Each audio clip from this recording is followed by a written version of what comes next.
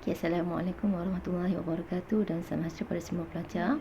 So, hari ini kita akan sambung topik 8.2.3 penyelesaian masalah. Jom. Okey, para pelajar sila rujuk buku teks masing-masing di muka surat 160. Kita akan tengok contoh 14. Okey, soalannya adalah setiap hari Johan dan Erika menerima wang belanja daripada bapa mereka. Mereka akan menyimpan sebahagian daripada wang belanja itu dalam tabung. Graf di bawah menunjukkan jumlah wang yang disimpan mengikut bilangan hari. Berdasarkan graf A, berapakah jumlah wang yang disimpan pada hari ke-20 dalam tabung Johan? Yang kedua dalam tabung Erika. Okey, so untuk soalan A ni dia nak hari yang ke-20. Okey, untuk Johan. Okey, untuk Johan, maka dekat sini kena perhatikan untuk Johan ialah graf yang berwarna pink ini, dan untuk Erika graf yang berwarna hijau. Okey, so untuk Johan hari yang ke-20, maka kita lihat pada paksi bilangan hari. Hari yang ke-20 berada di sini. Maka pelajar ambil pembaris dan pensil, buat satu garis lurus daripada 20 ke atas, kenakan pada graf Johan dan bawa ke kiri. Maka bilangan RM yang dikumpul ialah RM80. Okey, itu untuk Johan.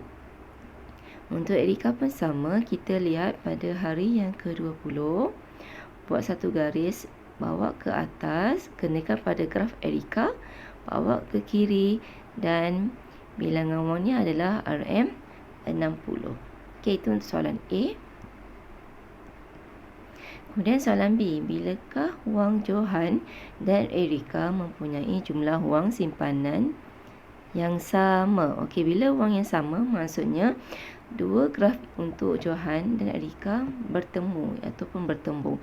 So, Johan di sini, Erika di sini, maka titik pertemuannya adalah di sini. Maka bilakah wang Johan dan Erika mempunyai jumlah simpanan wang yang sama? Bilakah? So, bilakah maksudnya pada hari yang keberapa? Okey, di sini titik pertemuannya. So, pada hari yang ke-10. Okey, 10 hari. Seterusnya, itu soalan B.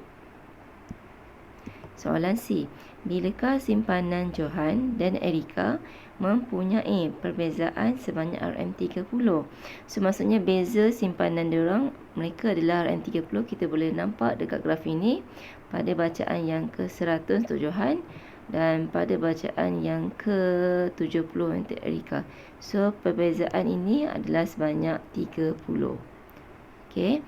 So, dia katanya bilakah, maka boleh jawab Johan pada RM100 dan Erika pada RM70. Maka jawapannya bilakah. Jadi, dia pada hari yang ke-berapa?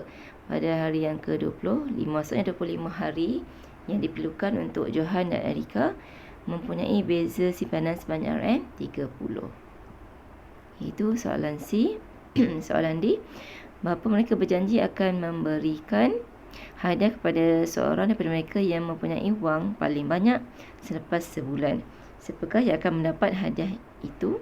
Okey, sebulan maksudnya adalah 30 hari.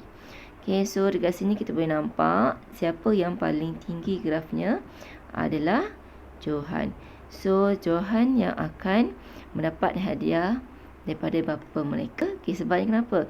Sebab Johan menyimpan sebanyak RM120 berbanding Erika menyimpan hanya sebanyak RM80 dalam masa 1 bulan.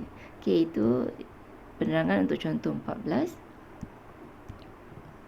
Okey, sama. Ini adalah penyelesaian yang pelajar boleh tengok di buku teks muka 160 seperti cikgu terangkan tadi. Okey, kemudian kita sambung contoh 15, muka surat 161. Okey, soalannya, dalam permainan animasi kartun Jibam melompat, ini kartun Jibam dia melompat dari sebuah blok batu. Pada masa-masa biji batu akan dibaling ke arahnya. Okey, ini batu ya. Baling ke arahnya untuk menyatukan Jibam. Graf fungsi Y sama dengan 6 tambah X tolak X kedua mewakili Jibam. Dan graf fungsi Y sama dengan 2X mewakili batu. Okey, Y mewakili jarak dalam meter dan X ialah masa dalam saat.